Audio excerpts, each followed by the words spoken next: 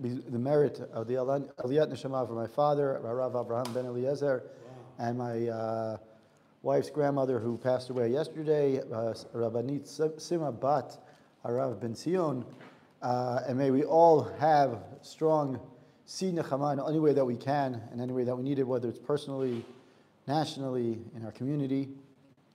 And may we see lots of great things b'zchut the Torah that we learn. So in this week's Parshat Vayetchanan, there are many, many pieces to it. One famous part is the beginning where Moshe kind of davens to Hashem, asking for one last chance. It's like, the final speech of Lou Gehrig, who says today, that famous speech. He gives that big speech where he wants Moshe is giving that big speech, or that 515 ways in which he's trying to, get Hashem to change his mind.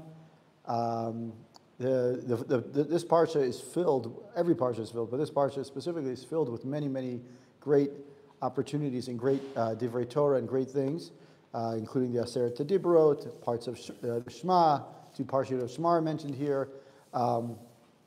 We're going to start with Jerush Yud Bet, which is number 12 in this week's parsha.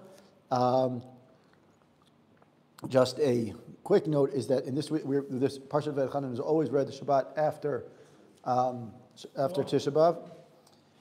Vayetchanan, we always read, it's called Shabbat Nachamu because of the beginning of the 7 haftarot that start from now until Rosh Hashanah. It's called the Shiva Nechemta, 7 haftarot of consolation after the tough 3-week haftarot that were given before Tisha B'Av. Now we go into the 7 haftarot of consolation.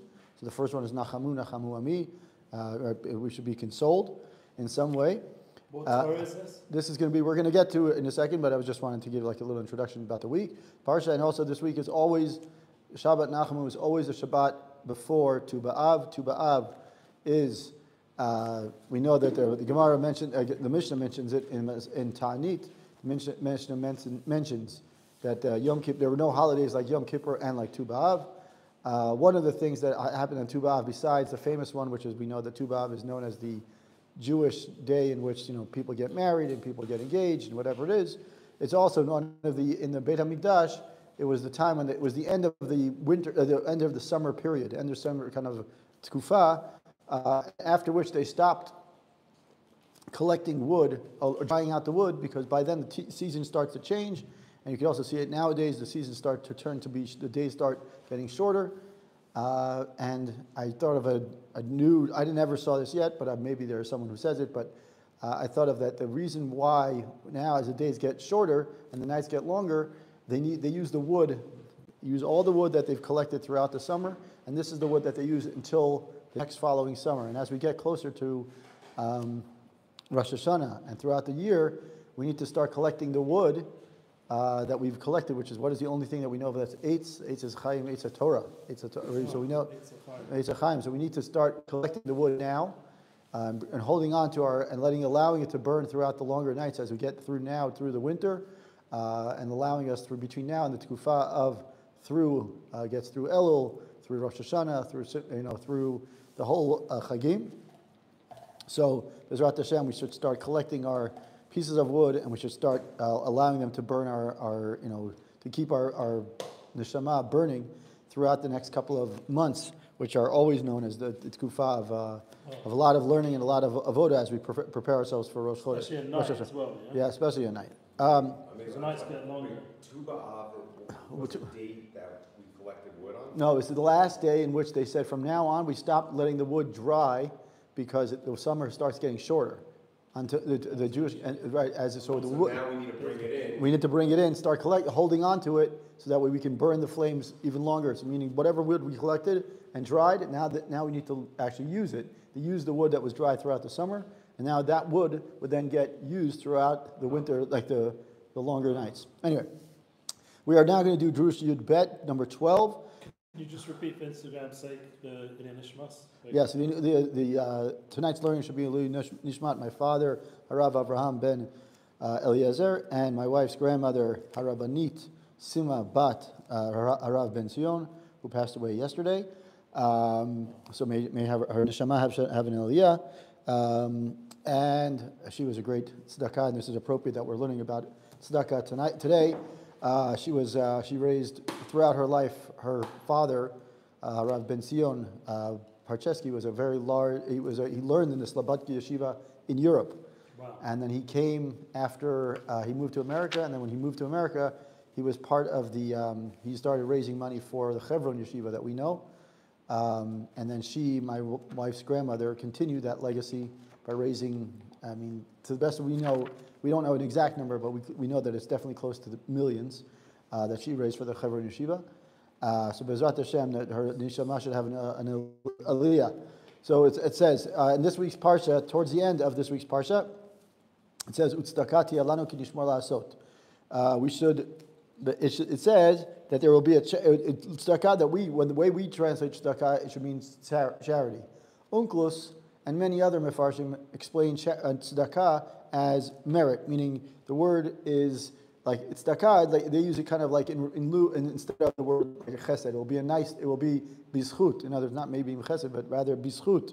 That what we do, it will protect us. Sometimes it's referred to as justice. Yeah, exactly. So in other words, it's not necessarily tzedakah. We always think of tzedakah as giving charity, and most mefarshim in this case say that doesn't make sense because the context of the pasuk doesn't make sense to say charity because we're doing something. If you were to read the pasuk, it would say there will be charity for us if we're careful to perform the entire all the mitzvot. So it doesn't make sense. Charity doesn't literally. That's why Unklus translates to be a merit or a justice or something like that. So in this case, the Zera Shimshon, he asks the question, Mahu tzedakati alanu. What does it mean by the words that will be charity for us? Like we said, it doesn't necessarily. He's asking is in what way is the reward that we're meriting for performing the mitzvot, will that be a charity? In other words, the context doesn't, the word doesn't translate correctly in this context. So he offers three different explanations. So we'll go through each one of them. It's a very relatively short Torah. The next one that we do after this is even shorter. So we'll do two short ones. I think they're both very appropriate. So we'll do this one. So he says here, V'yesh lomar, we can now explain that Katuv Omer, V'haya im shamat tishmuel mitzvotai. If we were to listen to the mitzvot at the proper time, what is going to happen? V'natati mitar tzechem be'ito. That's what we know as by the parsha of second parsha of Shema, V'haya im shamoah. V'im chas shalom not nishmal mitzvotav. Right? We know that in that parsha, the second parsha of Shema, it says that if we perform the mitzvot, when we perform the mitzvot, Hashem is going to give us bracha of rain, and if we don't, what's going to happen? Hashem is going to stop the rain and maybe not stop the rain, but stop the sustenance. V'im kain im nishmor mitzvotav. If we do, it continues the Zera Shimshon. If we observe the mitzvot, naset tzedakah la'atzmeinu.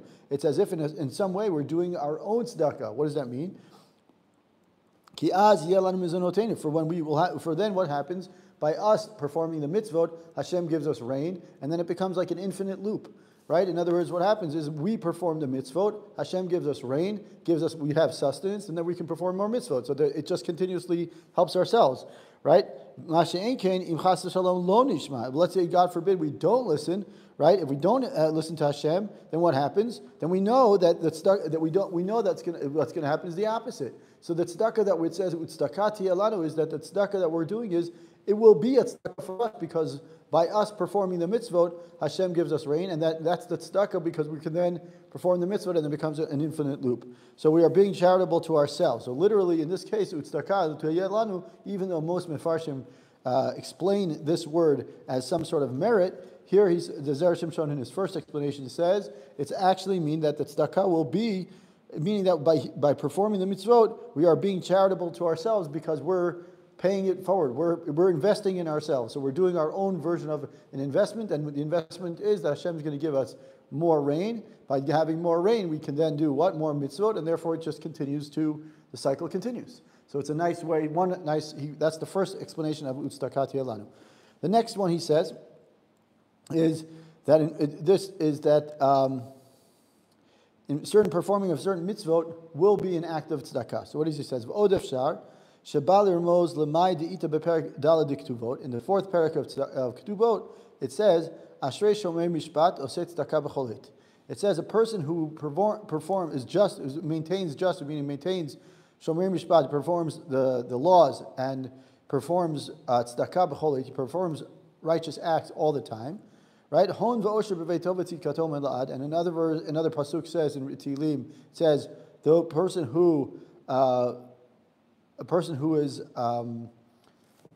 praised be the person, right? Hon v'osher b'veito, right? He's going to be wealthy, and he'll basically his tzedakah, his charity will last forever. What does it mean when a person who says he retain his riches and gives charity? One person says, according to the one Manda Amar in the Gemara says, that this verse refers to a person who teaches Torah and studies Torah for free. There are many people who say that the Torah teacher, a person who learns Torah, should be learning it meaning should not be doing it for money. And there are some people that still teach Torah and learn Torah for free because they want they want to not have some sort of dependency on the money, because then they're really learning for money, perhaps. And so when the person who teaches and learns to teach, he's learning not only to retain the knowledge, but he's also teaching. He's doing it for free. So the charity that he's doing, he's investing in himself and he's investing in other people, right? So therefore, he says, and therefore, it says the Gemara says. Continues, he says, it says later on in the Psukim, it says, it says that I have taught you the mitzvot and the mishpatim, ma'ani b'chinam, just as I taught you, that is Hashem saying, just like I taught you the Torah for free, afatem b'chinam, so too you should be teaching, I taught you, just as I taught Torah by Hashem, Moshe was saying to Bnei Israel, just like I taught you Torah for free, meaning I didn't get money, so to Hashem, you were taught Torah by Torah. Sorry, I was taught Torah by Hashem for free. So too I will. You were too. That is, you too. You will be. You too, meaning Moshe to Bnei Israel. You were taught free. So you should be. And therefore, he's trying to tell us that we should be teaching Torah and learning Torah for free at no cost. And the Gemara continues by saying that the person who teaches and learns Torah, it should be considered an active. It is considered an act of charity. So again, what the Zera Shimshon is trying to do is he's trying to give interpretations of what the word tzedakati alanu. What is the tzedakah? And the tzedakah in this case, he's saying, is the people who learn and teach Torah for free, meaning that they do it for the sake of learning and teaching Torah. They are the ones who actually really are the real. They're like, once again, in some ways they're investing in themselves / investing in others, and by doing that, the act of chesed, the real act of chesed, which is the ultimate chesed, which is to teach Torah and to learn Torah, is considered tzedakah. Now we can understand that the pasuk that we mean, that teaching Torah, and is saying that if we teach Torah to others in the same manner in which Hashem taught us Torah, which is meaning for free, right? It would be considered an act of charity, an act of tzedakah. V'zeu tzedakah tiyalanu. That is what it means, right? Ve'imatayi, when is this? So can you shmor lasot kasher tzivan? If we are to be careful with the mitzvot in the same way in which Hashem taught us the mitzvot, right? In the same way He did that to us. Once we're careful with keeping the mitzvot the same way Hashem taught us the mitzvot, right? B'chinam. So too we should be teaching it for free, and therefore those people who teach Torah and learn Torah for free, those are the ones who are really it's really considered a tzedakah tiyalanu. It really is tzedakah, some sort of act of charity. Finally, the Zera Shimshon presents a third option, a third approach, which the pasuk says tzedakah tiyalanu. It doesn't mean that it will be considered as though we are performing charity or tzedakah. Rather, it refers to a certain form of tzedakah that we will merit for our observance of Torah, by tzedakah that we will get for learning Torah. So what does he say here? V'od yesh lomar, continuing in Drush 12 of this part in Parshat V'etchanan, he says, we can explain the word charity or tzedakah. Da'atam nami amrina, and the Gemara in Ketubah continues. It says, Ashrei Shomrei Mishpat Osei Tzedakah B'Choleit. It says, those people who maintain justice, who perform charity all the time. What does it mean when the pasuk says? The Gemara asks, what does it mean when it's saying a person who performs tzedakah all the time? Is it really possible for a person to be performing tzedakah at all times? And this one is great for a person any person who's a parent or who is someone's child, and everyone is someone's child. It says, is it possible for a person to perform charity at every moment? It says rather, the Gemara is saying is that a person who maintains and sustains his children when they are young, Pirish Rashi, and Rashi on the Dibur HaMatchil in Ketubot, it says Zan, he says that a person, one's children is literally considered a tzedakah at every moment. Meaning when we view our children as a tzedakah, as a real act of chesed from Hashem, when we view every one of them, shetamid yom v'layla ahim alav, every one of our children is dependent on us. When we know our children, they depend on their parents. And the parents need to recognize that Hashem is giving us this wonderful act of tzedakah by giving each one of our children tzedakah, and therefore even though we do indeed support our children, and we hope that we do, it's still considered an act of charity. She'ein alav chiyuv b'hem, since the father is not legally. Again, this is maybe in the time of the Gemara, maybe nowadays it's different, but at the end of the day, we have to view that Hashem gave us this lovely gift. It's a chesed, every one of our children. And the act of charity, every father and every parent investing in their children is an act of chesed, an act of tzedakah, an act of charity. When we view it like that, it's actually something it's really beautiful. It's a beautiful concept. So lachein, now we can understand. Now the Zera Shimshon takes it up one notch, and he says, lachein amar katuv. This is why the Gemara, the pasuk says, Ksha'anu osim. Now we can explain the pasuk that says utzedakah tiyeh lanu. What does it say? Ksha'anu osim l'suno shel makom. When we perform the mitzvot of Hashem, niyeh k'mo banim hasomchim al shulchan avim. We will consider like children who are dependent upon their parent, on their father for sustenance. Right? We will merit when we perform the mitzvot the way we were expected to. When we create a father-son relationship, a father-child relationship, in the sense that Hashem will provide us with the act of charity all the time. Meaning, first, the Zera Shimshon in this option, he first set up the situation, and the explanation by saying is that every parent is performing an act of tzedakah, if you will, to their child at all times because they're working so hard to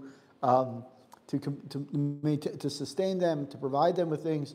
And so he says, now when we take that understanding and we put it back into the pasuk, he's saying, when we perform the mitzvot the way Hashem wants us to, we go back into that relationship, or that form of a relationship, and therefore Hashem now, in some ways, quote unquote, it has to become, he has to give us charity. He has to, the tzedakah tiyeh lanu, tiyeh means it will be an act of tzedakah for us, meaning that by us performing the mitzvot, Hashem, then we become it becomes a father-child relationship, and then we quote unquote, I don't want to say expect, but we're looking for Hashem to perform the acts of charity, just like a father would constantly provide for his children, his younger children. Now he says, "Da'anu k'mo k'tanim," we are considered like minors. The gadol hasomech al shulchan aviv mikrei katan, a person, an adult, even an adult who's still reliant and dependent on his father's table and his father's money and his father's support, right? So too we rely on Hashem's needs. So just like we are, any person, even a gadol, even someone who's older than bar mitzvah, we are still considered dependent on Hashem's, and in this case, dependent on a father. And the Zera Shimshon is implying that we're dependent on Hashem's sustenance and support. And there he says, furthermore, the gadol ve'ino yodea b'milo davua, right? And the Gemara in Gittin says that a grown-up, an adult son who is unaware of his father's affairs, meaning he doesn't really know what his father does. There's always this joke that you ask your child, what does your father do for a living? What your mother does? Even my kids who are grown up already say, I don't know what you actually do for a living. So they're saying a person who doesn't know what their father's affairs are, he's still considered a minor. Vaf anu, since we don't really understand, ein anu yodei b'milei dekut shabrichu klum. We have no understanding whatsoever of how Hashem works. Damar Rabbi Meir.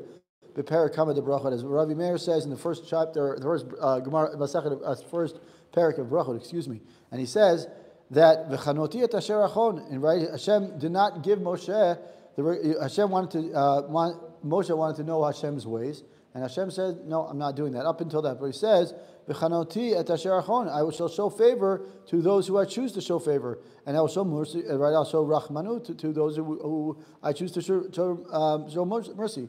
Af al pi she'eino hagud, those implying that even though that not only that known, not understood by us, Hashem may show someone favor and mercy, even though He seemingly is not necessarily fitting for it. Therefore, the Gemara also says something similar, and he says, "Yesh tzaddik v'tov v'tzaddik v'tov lo, tzaddik v'ralo." He says, therefore, the same thing. And since same idea, since we don't understand the ways of Hashem, he's saying is that we are still considered minors in some way, and just like a father or a child who doesn't understand the way of their parents or what their parents do, so they're considered minors, and since they're considered minors, they're always considered dependent upon their father. So too Hashem. So there are three answers. This is the end of the first Torah. The first one, basically, the Zera Shimshon takes the pasuk towards the end of this week's parsha, and it says it should be a tzedakah. And what does that mean? Tzedakah, usually translated by most Mefarshim as a merit, meaning a merit of the fact that we do something,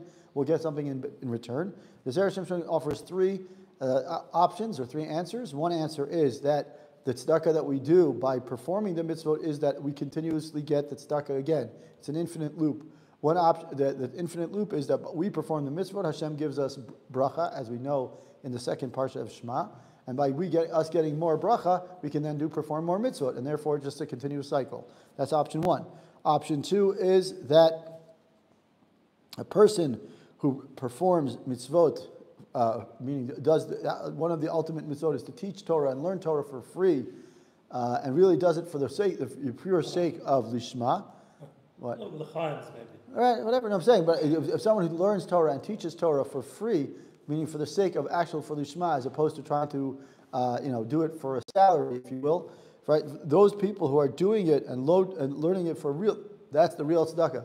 Because why? Because just like Hashem taught Moshe for free, and Moshe taught us for free, so too we should constantly be emulating Hashem's ways, and by emulating Hashem's ways, which is to learn Torah for the real sake of the Torah, for the sake of the pure sake of the Torah, by doing that, we're getting the tzedakah that we get is the ability to come into that and appreciate the fact that we're getting to this ultimate level of learning, which is learning it for the sake of learning.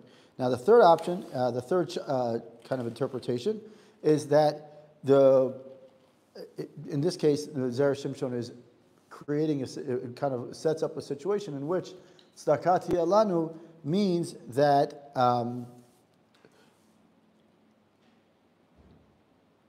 he says like this: a person, what kind of person can be performing mitzvot? What kind of tzedakah can a person be doing all the time? And he sets up a scenario in which a child who is dependent upon their father, in order to set up the explanation, the Zera Shimshon starts by setting the stage by saying that a father who supports their child, who supports the parent who supports their child, he says the child is always receiving tzedakah from the father. It's as if the father is continuously performing tzedakah. And so too, he says, just like a child and a father are in a relationship that's constantly tzedakah, so to us, by performing the mitzvot, we're asking Hashem to come into that relationship of tzedakah, that father-son relationship, that father-child relationship, in which we want his constant support, his constant tzedakah.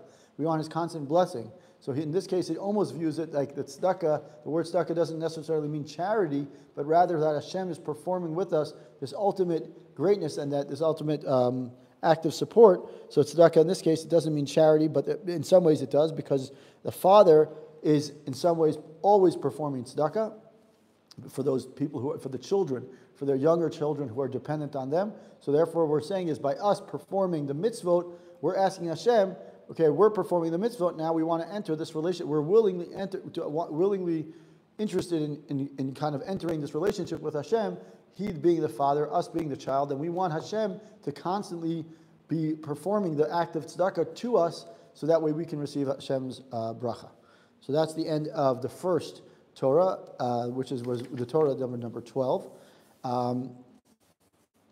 We're going to do number 13, and then we'll take a break for a few minutes after number 13, and then we'll come back and maybe we'll do one more. Okay, so according to, we're going to do number 13. It's a short one, but it has a wonderful, one of the things that I find fascinating about the Zera Shimshon is the ability to kind of weave into so many different aspects and so many different components from so many different areas, and take concepts and bring them to life, but also kind of show a relationship between things that are not necessarily connected, or things that are drush, and then also sod, which I mean deeper thoughts. And in this one, he happens to do just that, which is to take the melacha, some of the melachot of Shabbat, and he creates a relationship between that and the future, the Shabbat Mein Olam Haba, the future of Shabbat. So it says in the Gemara in Avodah Zara, in the first parak of Avodah Zara, it says Hayom la'asotam. In this week's parsha, it says that you should be performing the mitzvot, or keeping the mitzvot and the mishpatim and all the different laws, right? Today, to perform them, meaning that only in this world, meaning today, it means hayom, right? We're not tomorrow, right? V'lo l'machar. The Gemara says hayom v'lo l'machar. So he says here meaning lo machar, and here the Zera Shimshon is saying is hayom, meaning in this world, machar meaning the next world. So he says it's not the time, meaning the world to come, that is olam haba, is not the time and place for performing mitzvot. So let's explain a little bit before. Let's make a little introduction before his little question, before his little idea. The idea here is that we know that in one of the 39 melachot of Shabbat, there's a concept, there's a melacha that was called borer. Borer means that we have it's selecting, meaning that we take things that are separating two components. Usually it means we take the good from the bad. We take the things that we want from the things we don't want, or the other way around. Either which way, that's the melacha of borer, selecting. Okay, that's usually we take two things and we try to usually we take some sort of if your example would be a ladle with a strainer. Right, you take the strainer automatically strains two things and separates the good from the bad, or two objects. And here he's saying is borer, and then here is where the Zera Shimshon connects it to a deeper Kabbalistic concept, which is called it's called birur, right? Birur means at the time. Without going too deep into it, it says at the time of the Chet of Adam Arishon, there were sparks of holiness, nitzotzot, that were all throughout the world. And our job as people throughout the world, our job is to constantly kind of dig under and find and discover, explore and also discover the nitzotzot, so we can bring the nitzotzot back. Hey, shalom. So, right? Yeah, there's also. So anyway, so it's all good. It's all good. Shalom. We're just starting another Jewish. Oh, okay, beautiful. Thank you. All right, so we're just doing Drush. We're just starting Drush Yud Gimel. So Drush Yud Gimel is where here the Zera Shimshon makes a comparison between in this week's parsha. It says Hayom la'asotam, and Hayom means today, meaning implying the Gemara in the Avodah Zarah says today, meaning in this world, versus V'lo machar la'asotam, meaning not in the world to come. So meaning that the time and place for mitzvot is now in this world. And he says, in order to explain, before we go deeper into this Torah, we were just going through the analogy between the melacha of borer, which is what we know in this world means to separate the good from the bad, and then versus the concept from the Kabbalah, which is called birur. Birur is that our job is that we have to, after the Chet Adam HaRishon, basically the sparks of holiness, not that I understand all of this what it means, but we basically the nitzotzot of Kedusha that were all over, basically kind of scattered across the world, and our job is to collect them. To collect them, exactly. So we kind of have to do is we have. So he says through all our activities that all we do on a daily basis, on a day-to-day basis, which is the things that we do not on Shabbat. right? Our job is we always have to do is, whether it's mitzvot, whether it's learning, whether it's davening, right? Our Jewish people, we kind of take out the tzotzot of kedusha every day from the things that are not so kadosh. And then so we're taking the borer. What are we doing? We're separating the good from the bad by learning, by dedicating time for kedusha, and by doing the dedicating time for kedusha. What are we actually doing? We're actually doing berur at the same time. So we're doing borer throughout the week. We're doing borer by separating, by kind of Taking the good from the bad, right? Which But is we're what also you're not allowed to do on Shabbat. Shabbat, exactly, on the world, exactly, very good. So he says here, so we're doing in Drush Yud Gimel of Parshat V'etchanan, and he says, Hatam al zehu, the reason that we are limited to perform the mitzvot only in this world, which we said, Hayom B'lo L'machar, and Yud Gimel 13. Kikar kiyuma mitzvot hu levarer hatov mehara. The main mitzvah, the main purpose of mitzvot is to what? Is to constantly to select the good from the bad. Meaning that we're trying to take out, extract the sparks of holiness and kedusha from the things that are attached to it, the klipot. Va'olam haba nikra Shabbat. Now the world, we know that the world to come, that is the olam haba, is considered called Shabbat. Exactly. Va'borer b'Shabbat chayav mitah. A person who performs the melacha of borer on Shabbat is considered what is chayav mitah. If so, just as the melacha of borer is asur in Shabbat in this world, so too, according to this, if we say the berur, according to the Kabbalah, then it would be Shabbat, it would be asur in olam haba. So he's just taken what are we not allowed to do in this world? Borer. We're not allowed to do that on Shabbat. So he says same thing when we have on Shabbat, meaning in the world to come, in the future, we're not allowed to do berur. Okay? So omnam ha'olam hazeh, even though this world, shehem yimei achol, that is the weekday, every day of the week, which are the time and place for getting ready for Shabbat, right? Our whole life, everything we do this week, or throughout the week, not just this week, but everything we do throughout this week, during the 6 days of the week, right? Mitzvah levarer kol ma shetzarech liyom Shabbat. What is our job? It's always to prepare and to select and to fine tune and to find things towards performing the mitzvot we're only preparing for we're preparing ourselves for the olam haba. That is Shabbat in the future. And so the question is, how do we make the melacha of borer is usually done with a tool, but what tool do we know? What tool do we use to berur, that is to do this fine tuning, this fine selection? He says, we know what's the main way to do borer. We need to use some sort of utensil, right? How do we find? The question is, how do we know what's right and what's wrong? What's the good thing to be doing and not the good thing to be doing?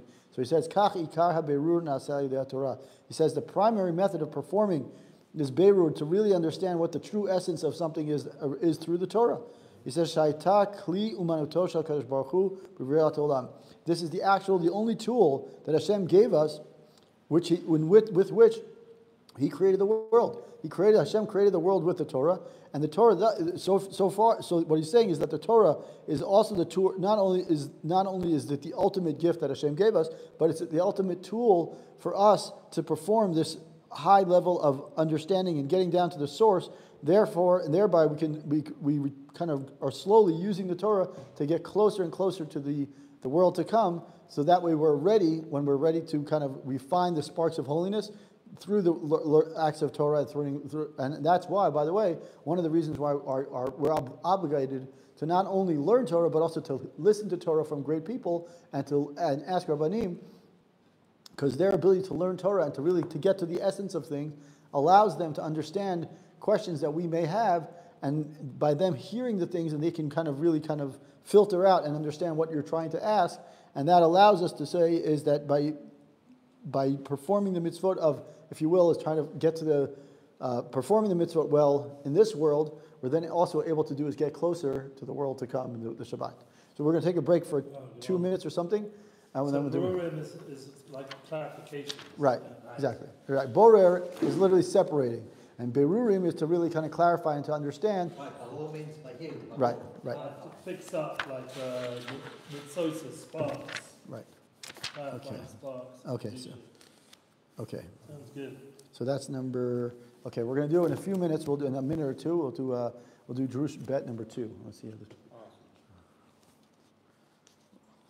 smells delicious. Homemade. Well done. Wow. First time. I'm not gonna lie. First. You smoke it? No. No. You put on there. No. Yeah, sure. But it has a little bit like the flavor from put a little water, spices, put in Delicious. in a glass thing. And Wait, you ate that? yeah. You could learn more than just Zera Shimshon. Yeah. Yeah. What number piece of meat is this? Where'd you buy it from? I bought it from Rabbi Chaim. Oh yeah. Yeah. It was great. Very good. Jerusalem. Yeah. Yeah. Couple times it's Anna Grippas. Agribas and Hila and where the Mashbir was. Yeah. Right. Very good. It's a famous place. Good stuff. Yeah, good stuff there. We've got some good peppercorns on there. I love peppercorns. I love peppercorn steak, like a fillet like that, you know. It's my favorite. He's doing brewing. We're cleaning all the windows. That's the sort. Oh yeah. Is that what you do? Clean windows? That and yeah, the second job. What's the first job? HVAC, heating, cooling, Oh. refrigeration in America. In America. So you go to America a lot? No, I do it remotely on a computer. Amazing. You I can. use accounts for the company. You're most of machine. Ah. You can run everything. You know. You've got No, companies but you in actually Sweden. you run the accounts. You don't actually. Not account, no, I'm not an accountant. I run. I'm account sorry. manager. No, I understand. Yeah. I understand. Yeah. I thought you were installing them. No. No. What are these? He's that talented. He can do it. Yeah. What is this? Heating, What is it? cooling, refrigeration, Oh. AC units, commercial. New Shlomo, you want to come sit? Think he It's fell- nice. I think he's Fall asleep by now. What's he doing that? he's hopping a little slip. Sorry. Yeah, I start. So people went to Shirim just to go sleep. You know, I once had a Rebbe who said, he had the problem that a lot of people would fall asleep in Shir. And he said, what happens when you sleep or take a nap? You take a nap, you usually can hear things that are going on. So it's at least they're listening in some way. Something's Something's going in. Right. Shama understands. I would close my eyes and still understand what's going on. But a couple of times the rabbi in high school would close his eyes and he fell asleep when he was teaching. Wow. Right. Yeah, I've seen such stories. I'm like, there must be something else going on that he's falling asleep. Okay. Yeah, I worked hard. All right, so we're going to do Drush Bet, number 2.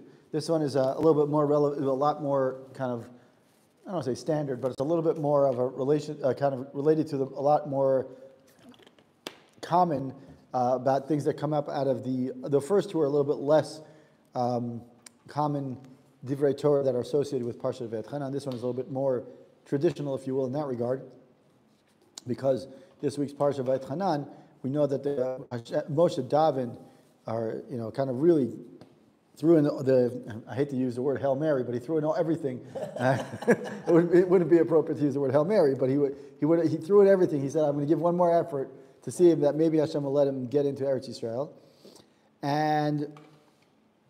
But Hashem not only did not, at the end, Hashem did request, in some way he did accept part of his request, because he allowed him to get to see the entire Eretz Yisrael, Right. but he didn't actually get to go into Eretz Yisrael. So now the question is,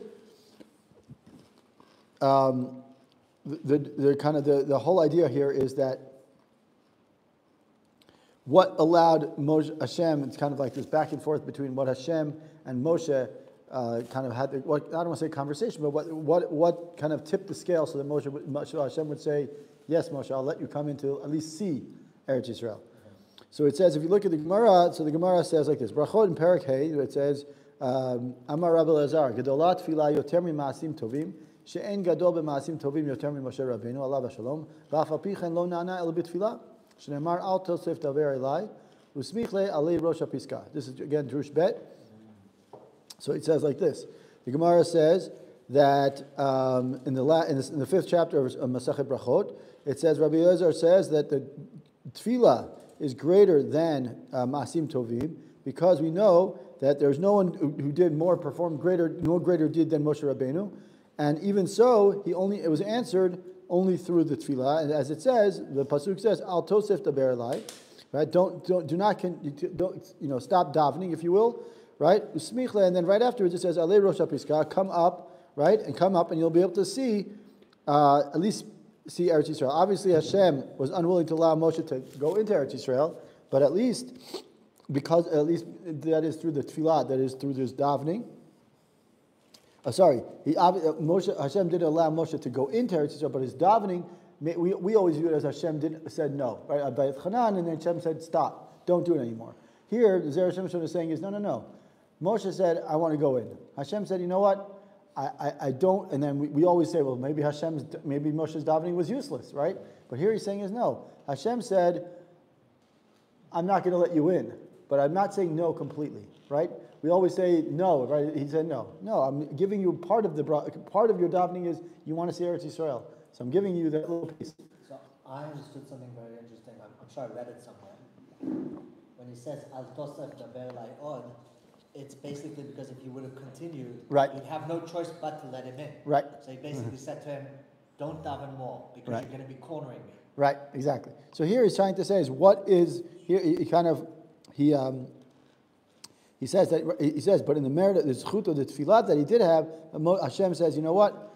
I'm not going to let you in, but I'm going to give you something. I'm going to give you a piece of it. I'm going to give you a piece of the tefillah. So it says, v'chatua. So the Tosfot there asks a question: Gdolat tefillah imasim tovim below tefillah.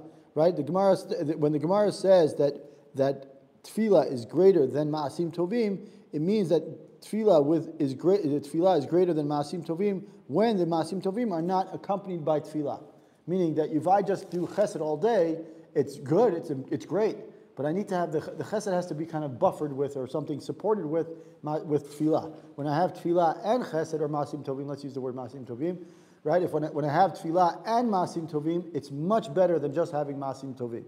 Okay, obviously I'm not belittling masim tovim here, but that's what the Tosfot said. Better than having just tefillah. Right, exactly. So this is what he's saying here. Now look, Gemara now ask a few questions on what Tosfot and the Gemara.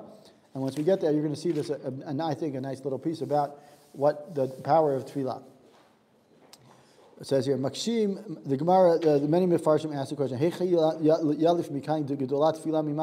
does Rabbi Eliezer say that tefillah is greater? The whole Gemara is based on the fact that davening is greater than masim tovim. How do we know that? Where do we get that? Dilma shavim, maybe they're equal. How do we know? Look, the reason is Moshe was not answering until what? He actually davened. Right?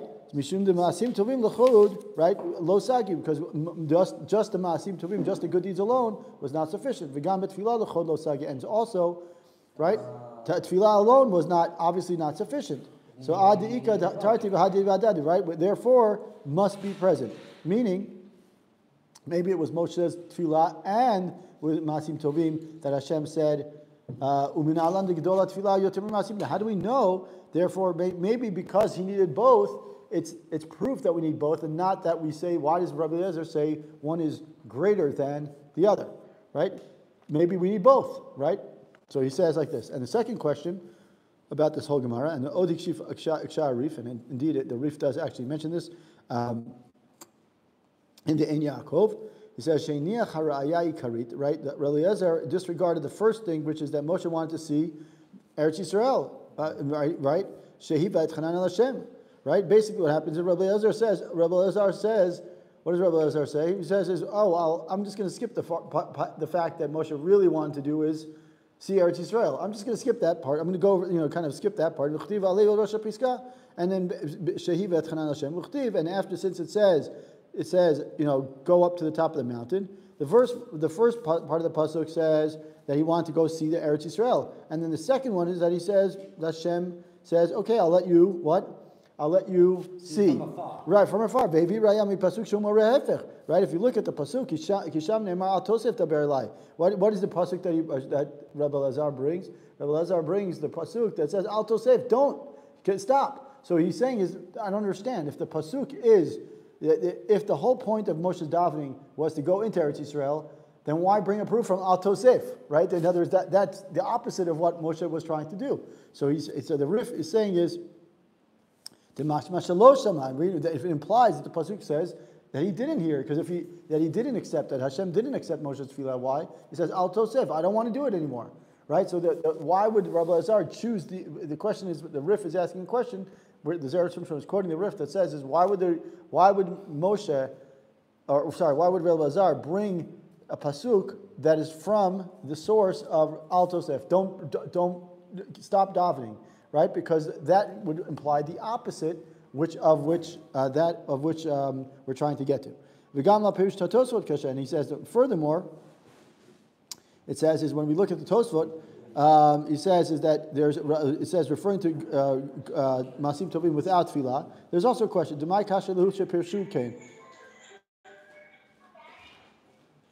So he says here, what was Tosfot bothered by it, and they daha pshita gdolat tefillah Masim Tovim ayri below tefillah. It's obvious that prayer is davening is greater than Masim Tovim. Is greater than Masim Tovim without tefillah. How could one think that is discussing just Masim Tovim and tefillah? How could we say? How could one actually think that discussing Masim Tovim with tefillah that would mean that one of them is greater, right? So I could obviously not say that tefillah alone is greater than a tefillah with Masim Tovim, because so it would really, what he's saying is that Tosfot doesn't make any sense. Because how could we say that it is greater than? If we say something is greater than we know, let's say, right, it says, Gedolat Tefillah mi Masim Tovim. How could we say, right, by saying that, we're saying that one is greater than the other. Obviously, if you say 1 plus 1 equals 2, then 1 alone is not enough, right? So how could we say, how could the Tosfot even be asking the question? Maybe you'll get to right, yeah. Is the Masim Tovim isn't even mentioned so he's going to get any of the discussion. He's going to get that in a second. Meaning, yeah. You're basically saying, who brought that into the equation? Exactly. He's going to ask it right now. Here, look. Here you go. Look. He says. Oh, okay. He says here. Next, he says now he's going to give. He's going to say he's now going to start. The Zera Shimshon is now going to give us a kind of start off his answer by saying let's look at what was it Rabbi Lazar trying to get to, and he says today's the kdik. Mat tzorach lo lavi raya shegdolat tefillah mimasim tovim mimoshe Rabbeinu, v'lo hu davar baruch hakadosh baruch hu shomea tefillat kol peh v'af mino nochrim v'ganava apu machtarta rachmana kare. So he says there's no greater. We have to look. Why does Lazar have to bring proof from Moshe Rabbeinu that tefillah is greater than Ma'asim Tovim? Right? Isn't it obvious that there's tefillah is actually very strong, very heavy weighted, and we say every day. What do we say? Shomea tefillat kol peh. Right? It says even from non-Jews we hear tefillah. Even tefillah from non-Jews is valuable. Right? Right? Even a thief, right? Even a thief, right? Even a person who's davening, we know, like there's, I think it's in the Gemara, he's going to quote it. The Gemara says that, I believe it's, Ganava apu machtarta rachmanikar, even a robber, right, and at the open of the tunnel, he's about to go into someone's house, and he's about to break in, and he says, Hashem, please, give me, let me strike. Doesn't that sound kind of obvious, like that sounds counterintuitive? No, Hashem still listens to him, right? Kadosh Baruch Hu shomea tfilato afa pishu rasha, even though Hashem knows that this person is a rasha, right? His tefillot is heard. So clearly, anyone who's davening has some sort of relationship. Meaning it's better to give a proof from the lower end. Right, exactly. V'ilu b'masim tovim, and in case of masim tovim, tzarich sheyeh malei mitzvot masim tovim. This person has to be filled with mitzvot in order to really create a connection with Hashem. Right, like you said, the lower one, if you will, kind of thing is. Why bring proof from the higher one? Rather, you should be bringing proof from right, right, exactly. So he says here,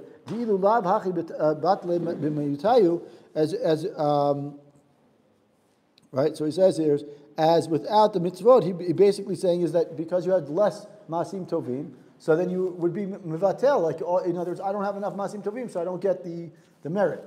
So he says here, and therefore he would say, since it's clearly greater, since we're saying is that maybe that the Masim Tovim, maybe I don't have enough Masim Tovim, and therefore I'm not merit to get Hashem's, attention, if you will.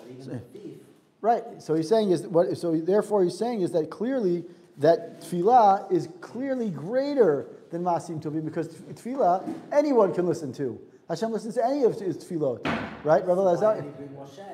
Right. So therefore, therefore, he's saying is that tefillah is clearly greater than Masim Tovim.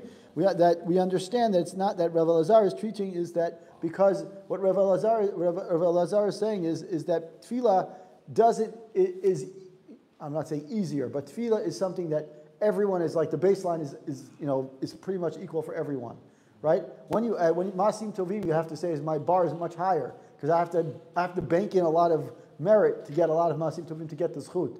But tefillah everyone can do, right? Even the robber who's about to break into someone's house, he's hurt. He's also hurt too. So here he's saying is that it's not that it's literally greater, but the power is the power of tefillah is easier, if you will, and the baseline is there. Now he says but. And this is what really is the beautiful part. He says, let's try to re-understand what Rabbi Elazar is saying. We must say shekavanat Rabbi Elazar hi lomar shegdolat tefillah levada yoter mimkol ha'masim tovim shebalam chutz mitefillah. He's saying is what Rabbi Elazar is trying to say, and this is Zera Shimshon is kind of reinterpreting what Rabbi Elazar is saying is that tefillah on its own is greater, right? Which is more than all the Masim Tovim in the world combined when they are without tefillah. V'zeu shekatvu atosot below tefillah. Meaning, Rabbi Elazar does not mean to say that the zchut of tefillah with the zchut of other mitzvot, nor is he saying is that the connection of Hashem, that they provide. But what he's saying is that that tefillah has a unique ability to bring forth like a better response, which is not there with any other part of any other mitzvah. And in fact, I just heard, I'm going to give a little plug for if you want to hear, I mean, Rav Biederman is he speaks wonderfully all the time, but his Tisha B'Av Shir, this past Tisha B'Av, lasted, I think, 2.5 to 3 hours long. Wow. I watched every minute of it. He gave at night. He gave like a chizuk shir about like what we should be thinking about and things like that. His shir was unbelievable. Like it was just I wanted Monday night? On Monday night. Yeah, he gave one on Monday night. It was absolute. I mean, it's in Hebrew, so it's a little. But most of it was stories, to be honest. But it was absolutely just like you were just taking in. And one of the things he said is that the power of tefillah that we have to right, or sad stuff. So he was trying to focus on improving our interpersonal relationships with people and improving our understanding of how we should be much more what he called, he said ahavat chinam, baseless love. I know. And also, like, I was reading this magazine, I was just learned that during 9 days, when you're allowed to cook like meat and taste it and then spit it out. Yeah, yep. I didn't even know that. I'm like, okay, so anyways, we're going to continue. But what he said is that the power. He said that many people. What he was saying is that. Why did I mention it? He mentioned, Biederman mentioned that he says that some people daven for the sake of just like it's part of their daily routine, and some people daven because he said is they wish they all know that their whole routine is based on their davening. Meaning, some people just say, okay, davening, go to work, go pick up the kids, whatever it is, and some people say is I've got a list of things to do, but my whole day is based on how my davening comes out, like how I daven. So he says is that one of the things that if we spent enough time in davening, our whole day would be different. Meaning that we understood how powerful davening really is. We change the amount of time that we spend davening to really give ourselves the best outcome of the day. So why don't we? That's what he was saying. He's saying that we should be davening more, taking more time. He wasn't saying it as a way, right? We should spend more time. Anyway, so. Anyway, so he says, therefore, he says it's meaning that people who perform the mitzvot. Right? In other words, a person I perform. There are a lot of people we know. They perform a lot of great mitzvot, but their davening is less than good, right? So he says that's what Rabbi Elazar is saying is that even the great merit, even the mitzvot that we do, have a lot of merit, a lot of spiritual. Well, he's saying he's not. I'm not saying that. He's saying I'm not saying. God forbid. I'm not a person to tell you who's good or who's not good. God, I will never say that. I would never say that. I would never have the guts to say that. But he does that. What he's saying is that you're expecting. There's a lot. There are a lot of. Let's just put it this way. There are a lot of things that we expect. Hashem, I daven. I do all these great things, right? I do all these great things. I give tzedakah. I visit the sick. I do whatever it is. And then your davening is 5 minutes long. And you're like, well, I'll just bank. I'm going to bank all my merit on the mitzvot, right? So he's saying, no. Don't bank your mitzvot. Don't bank because you just did. I gave $1,000 and everyone's. I went to visit sick people the whole day or whatever. I gave out food. You ever see a lot of those people that are like millionaires, right? They barely daven, right? Right. So anyway, so what I think. Right. So anyway, so again, he does mention in a previous Torah, in a different Torah, he mentions the fact that sometimes we don't. In one of the Torahs that he mentions. There's 4 guys on the block. So first of all, in a previous Torah that we mentioned earlier today, he said is some things we just don't understand God's ways, and therefore we can't understand why God put certain people in certain situations. That being said, like I said, who am I or who are we to judge or understand how much time and how much tefillah each person's weighed? But he definitely. But if I had to kind of. Summarize, right? Yeah. He says, "Mishum hachi hutzach lavi raya davka Moshe." He said that's why you have to bring, and I'm going to get to why he brings specifically Moshe, is that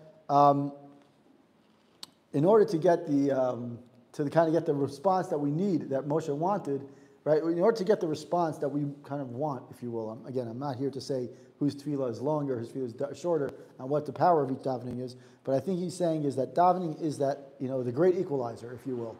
We usually say that davening, the mitzvot are the ones that kind of, you say, wow, that person's, chesed is unbelievable. And then the davening is a little bit lacking or something like that. We say, wait a minute, I don't see him at shul every day, or who knows what they're, but you don't know what their davening is like. And he's saying is that, but one thing is for sure, what Rabbi Elazar is saying is, or Zera Shimshon is saying, what that Rabbi Elazar is saying is that the power of tefillah is really great, and we should be taking more time to if we really want something to happen. It's not only the other mitzvot, but rather the ability for us to daven really gives us that that power. That something.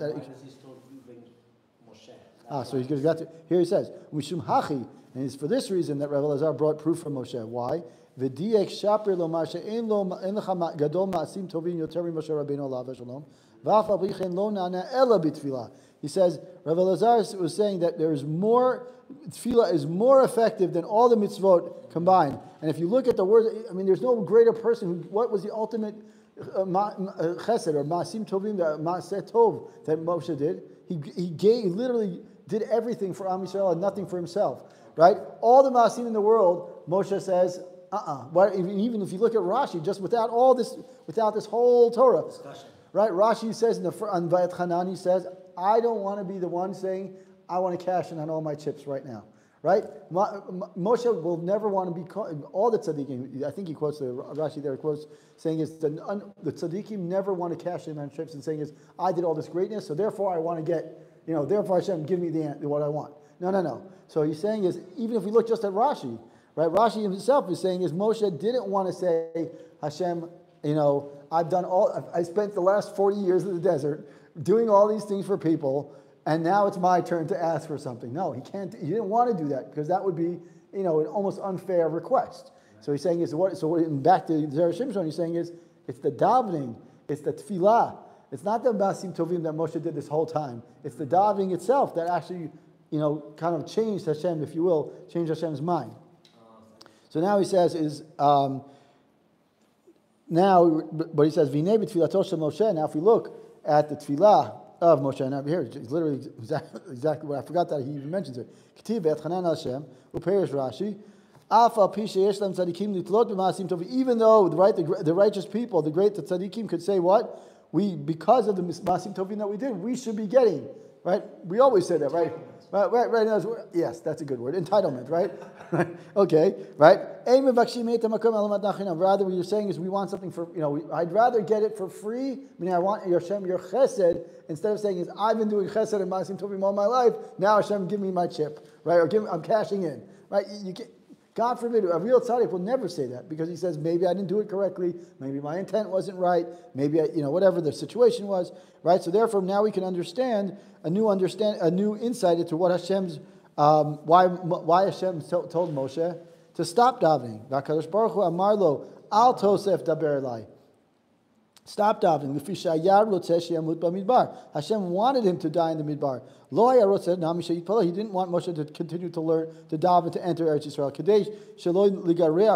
So as not to diminish the power of tefillah, right? Because he says, right? A person would say that tefillah has no power.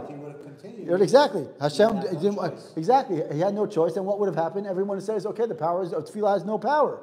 Right? Because why? If Hashem says, right, Hashem did not want people to be skeptical of the unique power of tefillah. So he instructed Moshe to stop davening. Mikom makom anabet tefillah. Even so, he had to give a little bit. He just said, your davening was worth something. I don't want to teach you, I don't want you to think that your davening was worthless. Right? So I want to give you something. So I'm going to give you a little hint. I'm going to give you a peek. Right? I'll give you the sneak peek, but I won't give you the whole show. Right? He says, therefore, so as much as he didn't want to decree, he didn't want to kind of contradict himself. Hashem didn't want to say, stop davening, and I didn't want to tell you, no, you can't go into Eretz Yisrael, so I'm going to do something that's like, I'm the gray area, right? I'm telling you stop davening, but I also don't want you to think that you're completely off, right? So I'm giving you something, I'm kind of finding that gray area, right? Because he asked to go in and see. Right. So he basically said, you don't even go in, but you're going to see. Exactly. And then Amar lo alei rosh hapiska, and he says, since it says close to, do not continue, it implies that Hashem said this to Moshe in the merit or the zchut of the tefillah that is. Since Hashem told Moshe to stop davening, so that the people would not question the power of tefillah, it comes out that al tosef is actually an indication of the power of the tefillah. Hashem says, we know what the power of tefillah is. What's the power of the tefillah? Because Hashem told Moshe to stop. Because what would have happened? Had Moshe continued, he would have had to answer. And since it's an indication of what the power of tefillah is. But Hashem told Moshe, stop. By telling him to stop, right, we actually understand that this is right by saying Hashem telling Moshe to stop. Right, he actually shows us the actual power of tefillah. So that is, if you will, the end of this drush. The idea is that Hashem tells Moshe, Hashem insists that Moshe stop davening, even though Hashem was allowed to, even though Hashem did allow Moshe to see a piece or from the top of the mountain, he allowed him to see Eretz Yisrael. Hashem showed him the power of tefillah by allowing Moshe to see the land. And he also showed that his insistence that Moshe stop davening, in order so that people will never question the power of tefillah. So what do we learn from here? We learn from here that in the future, what Hashem was trying to do here was to teach us a lesson about the power of tefillah, and so that we wouldn't question the power of tefillah, and also the power of Maasim Tovim. We see that power of tefillah is greater than the power of Maasim Tovim by themselves, but rather tefillah and Maasim Tovim is the ultimate recipe for success. Bezrat Hashem, may we continue to understand the power of tefillah, and we understand and continue to perform Maasim Tovim. We have a beautiful opportunity to support the new shul, the new Beis Midrash in Yerushalayim, whereby Yisrael Zilberger and his kollel, he's already there. You go to zerashimshon.com and you go to the donate page, and it's right there. All the information is already almost $40,000 raised for it. Another 60,000 on the way, and anyone who's coming to this year is welcome to. Just another thought, one more thing. Wonderful donors, as well as our friend who bought pastrami. Mr. Shem, I'll have my turn also. Mr. Shem, and we'll have lots of other people. Just wanted to say that in a couple of weeks. Coming back. Today we're at the 11th of, or now the 12th of Menachem Av.